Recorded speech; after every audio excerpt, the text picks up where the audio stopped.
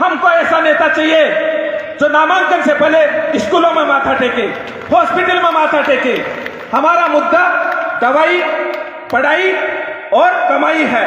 हमारा मुद्दा ये मंदिर, मस्जिद, 370 और अन्य चीजें नहीं है। हमारा मुद्दा वो है जिसका संबंध हमारे जीवन से है, जिसका संबंध हमारी मानसिक गुलामी से मुक्त होने से है। इस बात को आपको ये समझना पड़ेगा। और मैं ये सारी बात इसलिए कह रहा हूं क्योंकि ये समय बहुत कठिन समय है।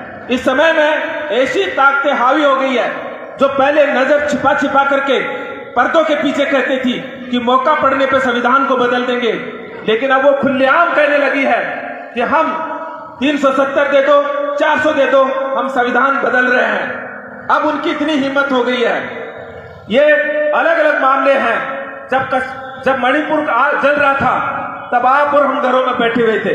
हालांकि मैं घरों में नहीं बैठा, तब मैं कैंडल मार्च निकाल रहा था, जगह जगह जा रहा था। लेकिन हमारी महिलाएं, हमारी माता बहनें और आप टीवी में देखते थे। हालांकि टीवी में देखने लायक कुछ बचा नहीं है, अब कुछ भी नहीं बचा है।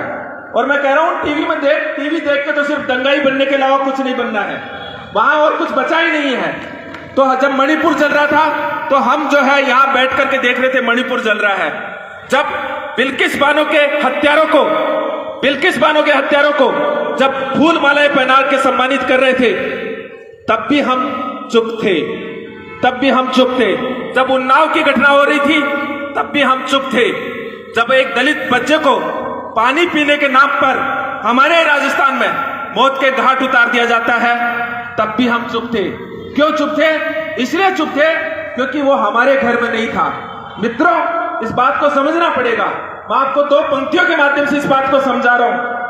जलते घर को देखने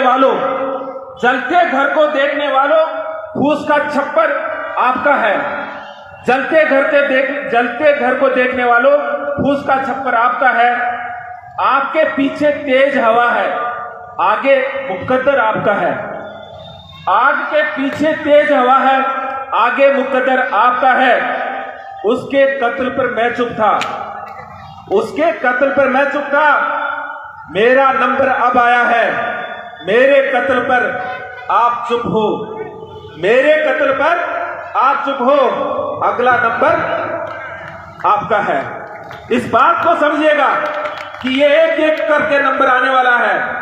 मैं इस बात को खुले से कहता हूं, इस बात को कोई अगर ये समझ रहा हो कि जो संविधान और लोकतंत्र विरोधी ताकतों के साथ पास खड़ा है उसको ये लगता है कि मेरा नुकसान नहीं हो रहा, सबसे पहले उसका नुकसान होगा।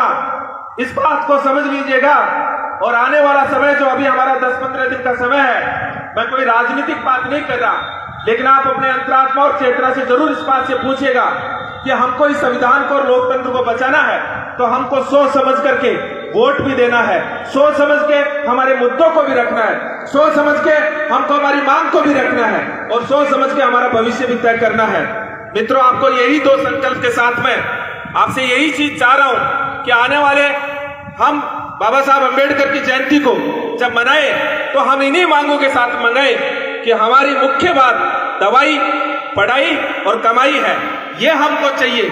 और अगर हमको ये चाहिए तो हमको शिक्षा को बचाना पड़ेगा, हमको रोजगार को बचाना पड़ेगा, हमको सार्वजनिक क्षेत्र को बचाना पड़ेगा। और उससे भी ज्यादा जरूरी है मित्रों, जो आज लोग बोल रहे हैं, जो आज लोग कुछ चंद लोग बोलने वाले बचे हुए हैं, उनको बचाना पड़ेगा। नहीं, आपके लिए कोई लड़ने वाला नहीं मिलेगा। आप सभी को इंकलाब जिंदाबाद, जय भीम, जय संविधान कहते हुए आप सभी को नमस्कार कहता हूं। बहुत बहुत धन्यवाद प्रोफेसर साहब।